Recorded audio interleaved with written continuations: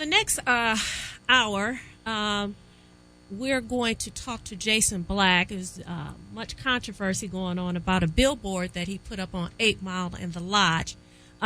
Tracy Martin, who came in as a guest today, also as a co-host, I'm going to ask that she gives an introduction to this person that is going to come on. Absolutely. And it's my pleasure. Callers call in. We are now changing the subject. We're talking about the billboard. We're actually talking about the gentrification in Detroit. Do we have Jason on the line? Okay, cool. Jason, you there? Yes, I am. All right. Thank you so much for joining us today, Jason, on Detroit in Black and White. I'm going to introduce you to the callers who may not be familiar with some of your work. You are an independent filmmaker, I believe from Shreveport, Louisiana. His previous film was called 7 a.m. It was about black entrepreneurship and empowerment. Well, he's back, folks, with Gentrified, ethnic cleansing, American style. So, Jason, is gentrification the new colonialism? Do condos kill culture? Will black people be pushed out of Detroit? I think some of us might have seen the billboard that your company put up. It's at the John C. Lodge in 8 Mile, I believe. And, 8 Mile has a whole history in the city of Detroit, right? Vanessa and Byron. So, Jason, you've got a big documentary coming out, and the billboard talks about February 18th. Is that the date that it's going to drop here in Detroit? Yes, ma'am. That is the date that we are going to be showing it in Detroit. And the reason why I chose where it is geographically is because that area is especially significant to those of you who live in the Detroit area, because you know that that's a boundary. Right. And I just felt that if the space was available, it was significant because it was something that would resonate with people. And the message needs to be blunt.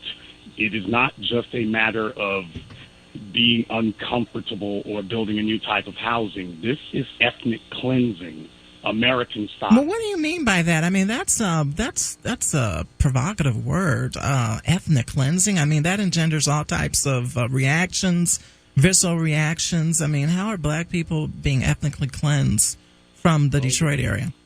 Because the problem is that we have, as black people, we have forgotten that we are still in an era of the unfinished business of slavery. Okay. The unfinished business of slavery is when your tools are done being used, you discard them.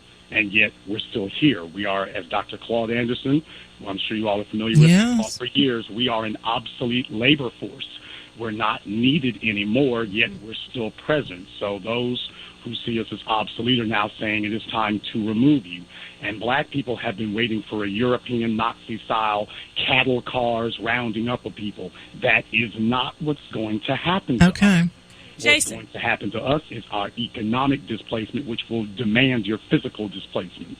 Jason, you decided to put that sign out. It's very strategic, but I read where you had some kind of pushback of putting that sign up, the billboard up. Can you give us and the audience some background information as to what kind of pushback you had and how long did it take for you to get the billboard put up?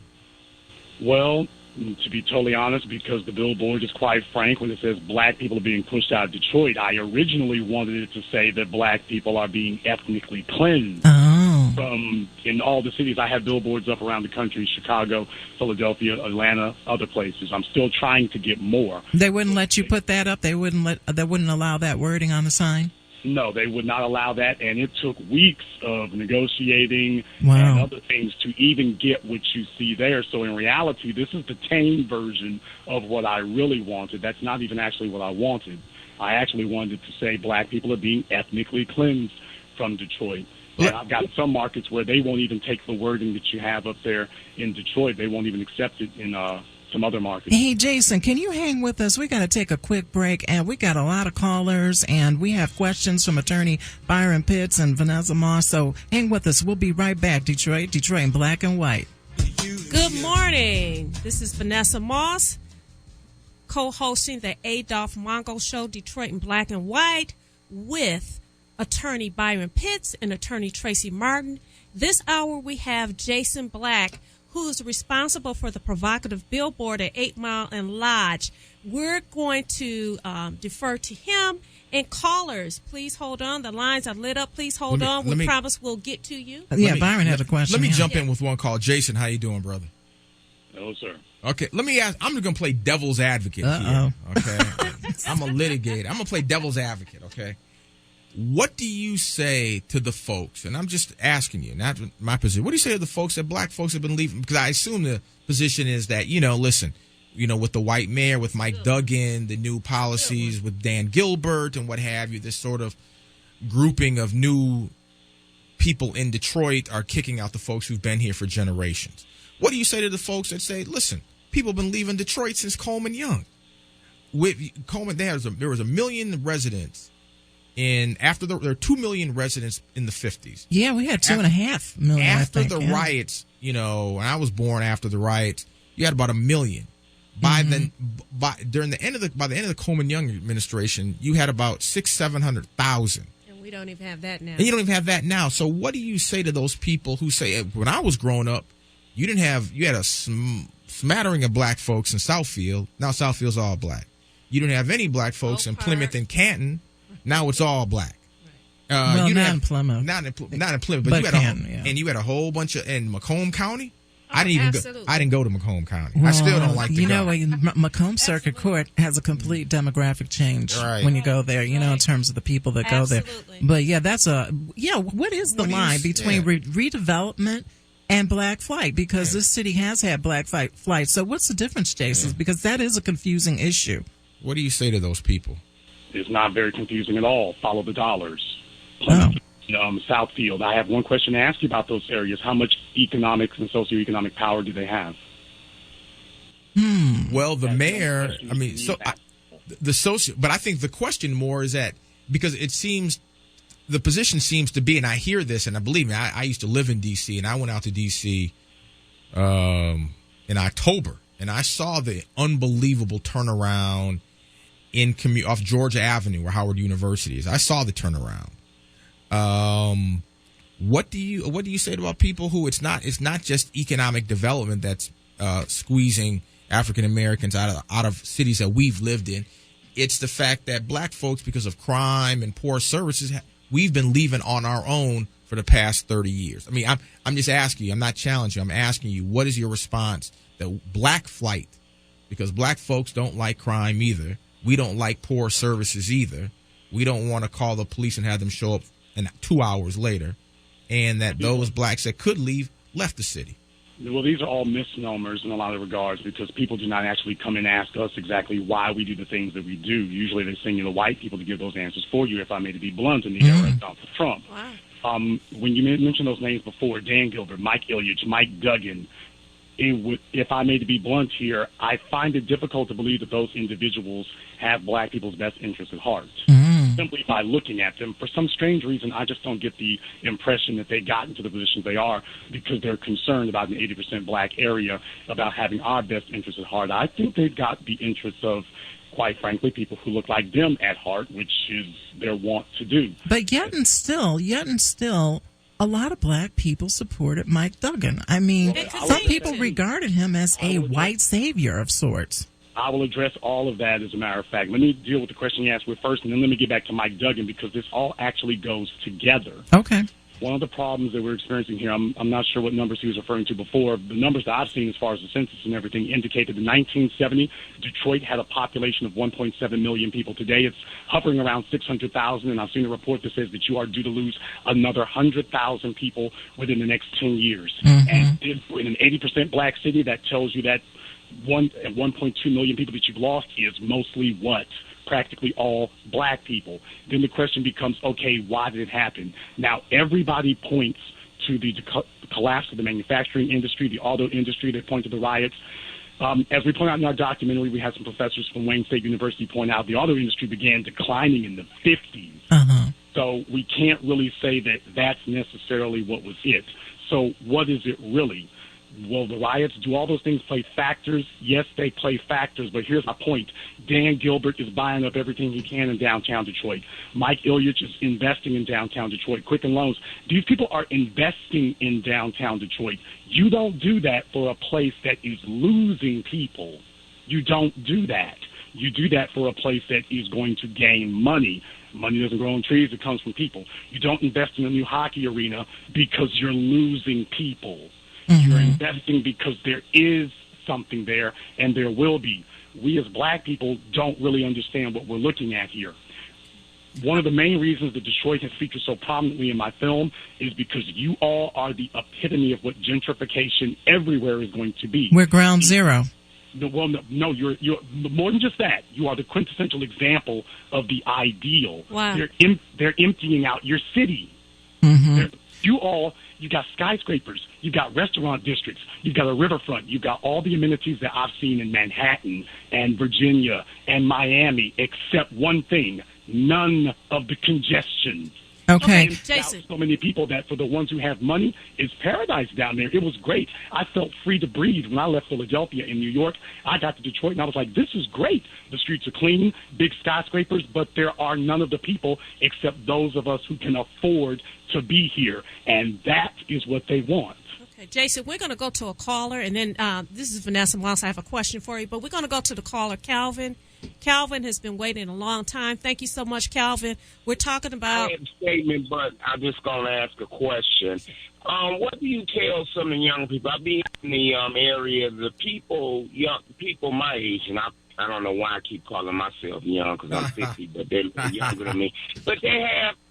How old are you, Calvin? Are you a Gen X? I'm 50. And, okay. and it's left to them, but they're falling for the hype that Detroit is on the downcline. I'm on the Linwood, Dexter Way, plus I'm over 6 Mile, and they put the crime on us. And then they're just giving the houses up for taxes, and they work. I deal with jury worker people. I'm not talking about people. I'm like, and then they're going to go somewhere else. What advice you have to tell them? Because they think it's done. They think, oh, I don't live in Midtown. But I'm over in the University District. Okay. All them houses nice. There's not one vacant house on my block. Wow. Well, I will tell you over exactly. Bridge and over by UAD, but I be talking to people there saying, oh, I'm getting ready to go here, go there. And they didn't buy the house. They got it from their mom and daddy. Right. Calvin, let Jason... work. Calvin, let Jason answer your question or address your comment. Jason? Simply put, Dr. Claude Anderson's prophecies are coming to pass in Detroit. Let me explain one simple sentence to you to answer what he just said. If you do not control the economic real estate of where you live, you can forget about controlling the physical real estate. Simple as that. Okay. We are trying to vote politicians to give us physical real estate and jury and education in colleges. That isn't going to work. Dan Gilbert isn't going to colleges. Mike Ilyich isn't going to politicians. They brought their economy with them. Mm-hmm. And you're never going to fix any of that. All those vacant houses, and people hear about the vacant lots and stuff and the houses for sale in Detroit, that's worthless to black people. And the reason it's worthless is I could give you all of that property. You will lose it within a couple of years. Why? Because the problem isn't getting the real estate. The problem is what are you going to do with it afterward? Okay. Mike Ilyich isn't buying real estate. He's buying it and then developing it. Where is our ability to develop it so that we can actually make it worth something? That's why your young people are leaving. That's why people don't have a problem with exiting the city. And these other people who are fewer in number but greater in income and wealth are coming in. Right. That's the way it works. Jason, you said that the young people are leaving, but, I researched gentrificationisms. And some of the words that come up or phrases that come up are yoga studios, grown-ups on skateboards, juice bars, artisanal anything, barefoot hipsters. Yes. $5 coffee, nannies in the park, vegan food, white people on bikes, artist lofts coming soon. I mean, these are things that we see in Midtown Detroit and downtown Detroit right now. Right. I would like your comment on what is called transportation gentrification. We've got something in Detroit, I'm sure you know because you're this documentary filmmaker who focused on Detroit, but it's the Q line. Now, people say the Q line is like a streetcar that goes to nowhere. I mean, who does that really serve? And why did the Q line just come in now? Care to comment about that? every major city in America, actually every metropolitan area, but every major urbanized city in America has a metropolitan planning commission, development commission, whatever they want to call it, but all of them have a 20-year plan.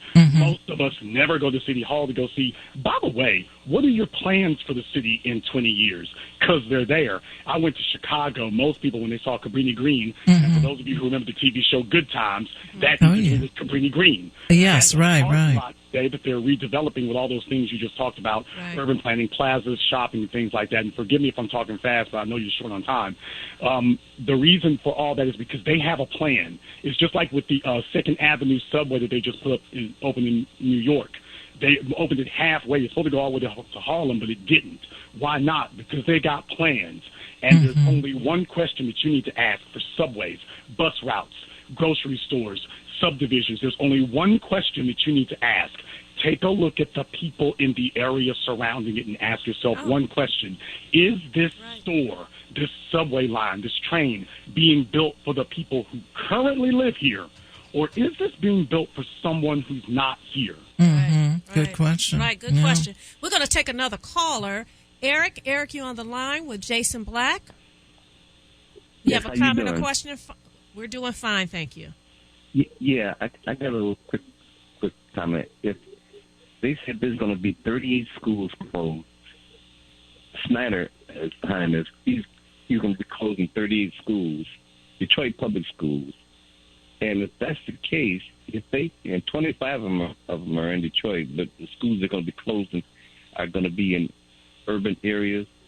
So if they do that, the town becomes ghost town. So why would they come into Detroit if they're going to be closing the schools? Well, I'm thinking if based upon what Jason just talked about, that where are these schools closing in the city of Detroit? If they're not in these areas where gentrification is taking place, downtown, midtown. Well, they're not closing the Taubman School. Now, that's in Midtown, Right. So, finance manager law. Don't you all have an emergency finance manager for your schools? The reason they're closing. well, no, Not anymore. Not anymore. We don't have an emergency manager anymore. We have. It just happened. Yeah, it just Well, happened. no. What I'm saying is that, do you see that as part of the overall plan? We had one for your schools, you got one for the cities. 9 of the 11 areas have had emergency finance managers. 9 of them have been predominantly black. Yes, absolutely. There's a connection. So what does that tell you?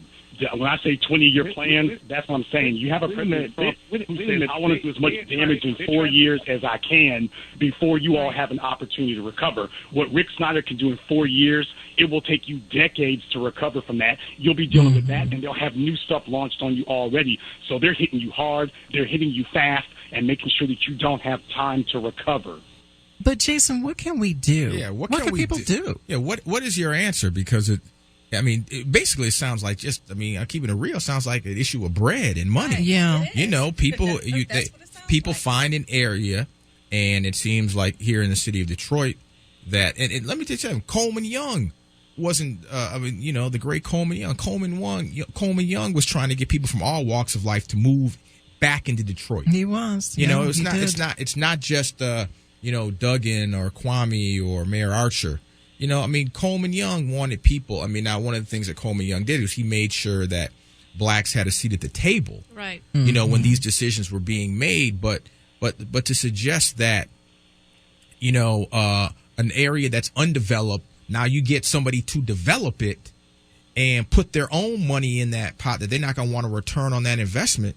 How are you going to tell somebody to come invest in Detroit and then say, but you're not entitled to get a return on your investment? We're gonna keep it like it is. Right. And to Byron's point, do black folks have a seat at the table when we're talking about gentrification? That's the question. Not we really. have a seat at the table? That's the question.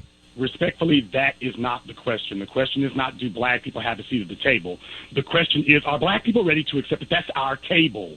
Oh, good. You don't beg people for a seat at something that belongs to you. Wow. If this were an 80% Jewish city, would they be saying we want a seat at the table? If this were Yonkers, New York, no. If this were El Dorado or a majority Miami or a majority Latino city, right. would they be saying we want a seat at the table? No, this is our table, and the problem has been, respectfully, Coleman Young all the way to Kwame Kilpatrick, they refuse to even say this is a black city. So how are you ever going to fix the problem of the 80% when you are electing politicians who lie and say that this is not even a black city? This is a black city, and if we're going to fix its problems, you have got to concentrate on black people and what affects black people. But don't you want it to be a vibrant, but real talk, Jason, don't you want it to be a vibrant black city? And let me tell you something, man. I grew up here in Detroit. And I grew up after the riots. I did too. I'm still in Detroit. There's nothing you can tell me about what this city was like growing up in the 70s. I loved it, but it was rough sledding. And if somebody's going to come in here, black or white, and help make it better, I can't say I'm mad. Byron, I don't want to be pushed out. But Byron, I'm not turning down how come this redevelopment didn't happen while we were already here? I'm a Detroiter. We weren't good enough. How come we weren't good enough to have the Whole Foods come in and the juice bars and the yoga studios and the vegan food? Why is it happening now all of a sudden? I tell you what, I wish I knew the answer because I've been here I've been here all my life. I wish we had the Whole Foods back in the 70s instead of having. But they're saying we're not good enough for that stuff. And what Jason is saying is that why? I want to hear what Jason says. Why? I think that's very easy to explain. The reason for that is take a look at who owns it. Mm-hmm. If you're going to have it, you're going to have to do it yourself. Black people have outsourced our economy. We have to outsource our economic base. And this is what you will end up with. So those things are bulwarks for white people to say, hey, you can come to this area, but they're the ones who want it. They're the ones pushing for that. In our film, we make the point that what is the black agenda? If you want to know the black agenda, go ask white people, because we as a people do not actually have an truly an agenda, period, but especially an economic agenda. We don't have one. There are 40 million black people in America, and if you ask them what should we be doing, you will get 40 million different answers, and that's why you can't get a Whole Foods or a yoga studio. We have all got to be on the same page, but if we can't even agree that in an 80% geographic area that this is a black area and should be at least predominantly serving black people's interests, you're not going to get anything done if you're coy or shy about acknowledging that. You will get nothing done because Dan Gilbert and Mr. Ilyich, that argument isn't happening at their house. Wow. Okay, we're gonna go to another caller, DeAndre. DeAndre, good morning. Welcome to the Adolph Mongo Show, Detroit in Black and White. You're on the line with Jason Black. Do you have a question or comment? Yes, I have a comment and a question. My name is DeAndre Fuentes. I'm calling from Abu Dhabi. I'm an American citizen. I just work overseas, and I would like to say welcome. I think a lot of people should learn. Black people in the city should learn how to invest in commercial property, and once they learn that, then they have that resource where they can insulate themselves for protection. And I just wanted to make that comment. And for the lawyers, later on, I was wondering if you can touch on prosecutorial misconduct of a district attorney. That's all. We're running out of time. We are. But, one thing, I do want Jason to tell us about where people can see his film and how much the tickets cost, and is there going to be any talk before or after the film? Because, this is a dialogue that is of great interest to people in the city of Detroit and beyond.